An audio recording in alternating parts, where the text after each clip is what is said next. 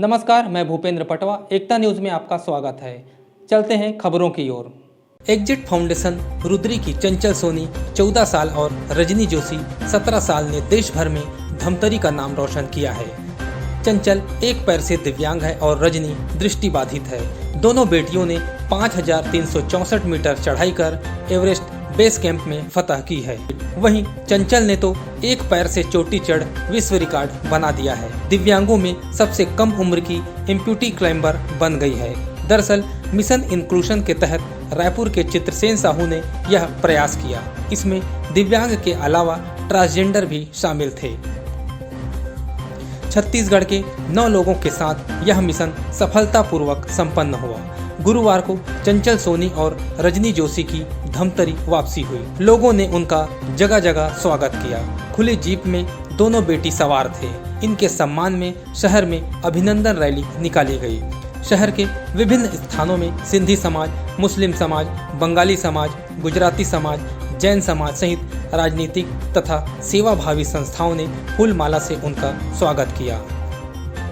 अभिनंदन rally timber भवन से शुरू हुई। विंध्यवासिनी मंदिर में दोनों बेटियों ने आशीर्वाद लिया और फिर एग्जिट फाउंडेशन रुद्री के लिए रवाना हुए। इसके पूर्व अभनपुर और कुरुद में भी उनका स्वागत किया गया।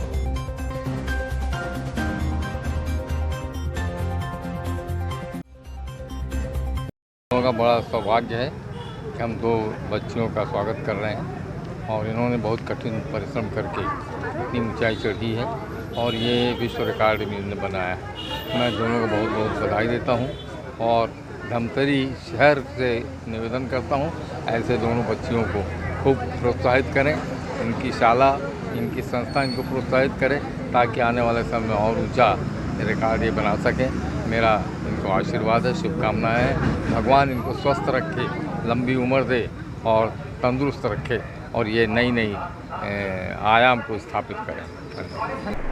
एग्जिट फाउंडेशन की बच्ची विकलांग दोनों बच्चियों ने चंचल सोनी और रंजनी जोशी इन्होंने 5364 मीटर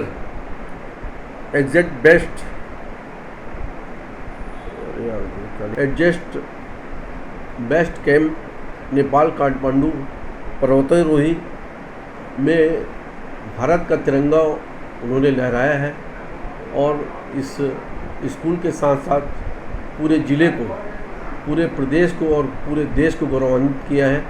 ये पहला मौका है कि 14 साल की छोटी बच्ची चंचल सोनी ने पूरे विश्व रिकॉर्ड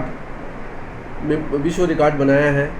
ये हमारे लिए एक गौरव की बात है। इसी गौरव के साथ कल वो धमतरी उनका नगर आगमन हुआ। विभिन्न संस्थाओं ने, विभिन्न समाजों ने, सभी ने बढ़ चढ़कर उनका स्वागत किया। ये पल धमतरी के लिए ऐतिहासिक पल था जब वो धमतरी पहुंची। सबसे पहले उनका स्वागत टिम्बर भवन के पास गुजराती समाज की महिलाओं ने, गुजराती समाज के द्वारा किया गया। उसके पश्चात लगातार सियावा चौक, मकई चौक, गोल बाज़ार, कचहरी चौक, इतवारी बाज़ार, मराठापाड़ा चौक, लगातार हर जगह वो सिंधी समाज हो, सिंधी समाज महिला विंग हो, मराठा समाज महिला विंग हो, जैन समाज महिला विंग हो, डॉक्टर्स और काफ़ी पूर्व सैनिक, रिटायर्ड सैनिक, पूरे लोगों ने ऐतिहासिक बच्ची का स्वागत किया। देखने लायक यह स्वागत था। बड़ा उत्साह धमतरी के नागरिकों को और सभी शिक्षक संस्थाओं को, बच्चों को काफ़ी उत्साह था इस बच्ची को देखकर, इस बच्ची का उत्साह देखकर। और इस बच्ची ने जो काम किया है, जो हिम्मत और हौसला उन्होंने हौसले से अपने ये 5364 मीटर की ऊंचाई पर्वत पर चढ़ी है, वाकई में ये एक तारीफ़ काबिल है। मैं इस बच्ची को के हौसले की दाद देता हूँ और उनके जो ट्रेनर हैं उनको बहुत बहुत बधाई देता हूँ कि उनकी मेहनत सफल हुई। ये बच्ची 26 जनवरी 2019 को जब वो मंच पर एक नृत्य कर रही थी, एक पैर से उनका नृत्य देखकर हम लोग बहुत भावुक हो गए। उस बच्ची के पिता नहीं थे, माँ थी। माँ भी इस स्कूल में सर्विस करती है। उस बच्ची को देखकर मुझे ऐसा लगा कि ये बच्ची बहुत ही होनहार है, इसको थोड़ा सा भी अगर सहयोग मिलेगा तो निश्चित रूप से ये बहुत आगे जाएगी। मेरा सिर्फ इतना ही काम था, एक पालक के रूप में मैंने एक दत्तक पुत्री को उसी दिन वहाँ से कलेक्टर साहब रजक बंसल जी थे, मैंने घोषणा करवाई कि इस लड़की चंचल सोनी का जो भी खर्च शादी तक होगा, पढ़ाई का जो भी खर्च होगा, उसका मैं वहन करूँगा। मैं इसे अपनी बच्ची की तरह जो भी मैं अपनी बच्ची को दे सकता हूँ वो इस बच्ची के लिए मैं करूँगा। यह हम सब के लिए, हमारे धमतरी शहर, धमतरी ज़िले के लिए, पूरे छत्तीसगढ़ के लिए बहुत ही गौरव की बात है। आज का दिन धमतरी के लिए ऐतिहासिक दिन है, जब हमारी ये दो दिव्यांग बच्चियां जो कि इतना मतलब कठिन से कठिन रास्ता और जो एवरेस्ट पर्वत की चढ़ाई जो इन्होंने की है, काबिल तारीफ़ है। इसके लिए हमारे पास शब्द नहीं है कि किन शब्दों में उनका हम तारीफ़ करें। और जैसा कि जानकारी मिली, इन्होंने विश्व रिकॉर्ड बनाया है। ये भी हम सब के लिए बहुत बड़ी उपलब्धि है।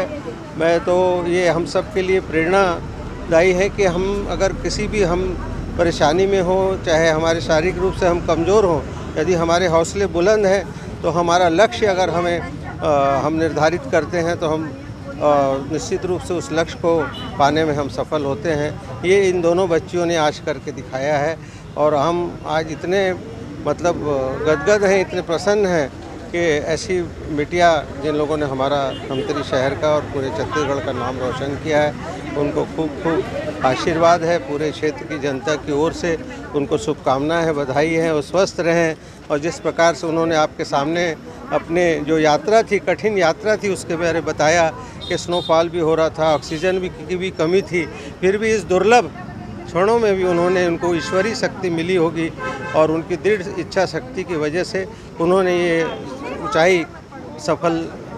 इतनी ऊंचाई उन्होंने पाई है और ये उनका सफ़र बड़ा सफलतम रहा है।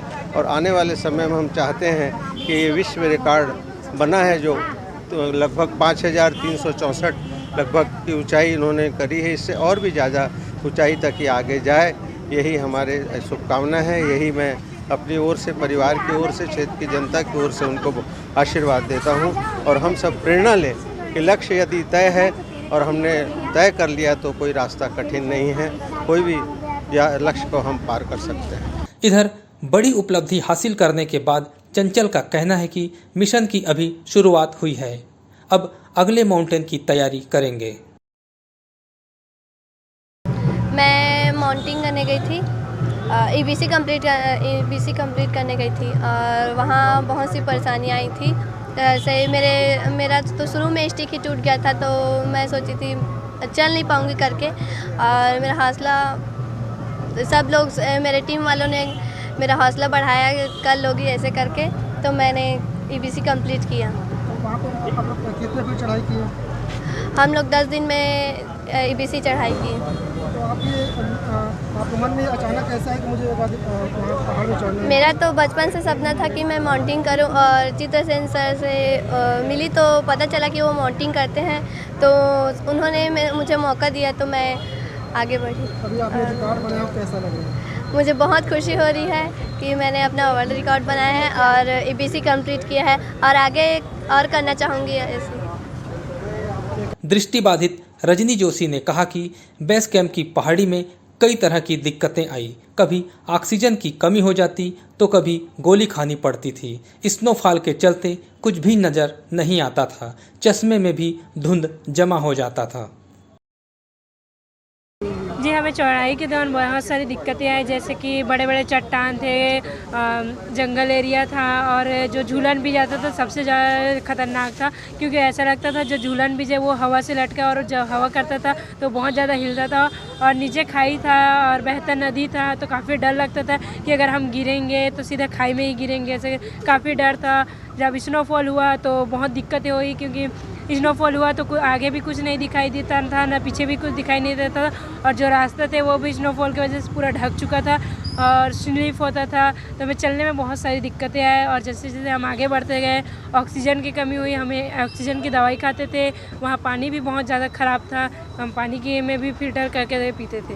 अच्छा, अभी आपको ये जो कामयाबी मिली इसके पीछे किसका हाथ में?